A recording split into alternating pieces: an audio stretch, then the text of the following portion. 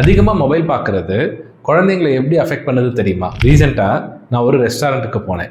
அங்கே 3லேருந்து 4 வயசு இருக்கிற 2 குழந்தைங்கள பார்த்தேன். அதில் ஒரு குழந்தையோட அம்மா அவன் துருதுருன்னு இருக்கான்னு அவன் கையில் ஃபோனை கொடுத்து உட்கார வச்சுட்டாங்க. அந்த குழந்தை ஷார்ட்ஸ் மட்டும் ஸ்க்ரால் பண்ணிட்டு சுற்றி இருக்கிற பொருளையும் பீப்பிளையும் பார்க்கல, எந்த இன்ட்ராக்டும் பண்ணலை. ஆனால் இன்னொரு குழந்தையோட அம்மா அந்த குழந்தை டேபிளை ஆட்டுதுன்னு திட்டினாங்க.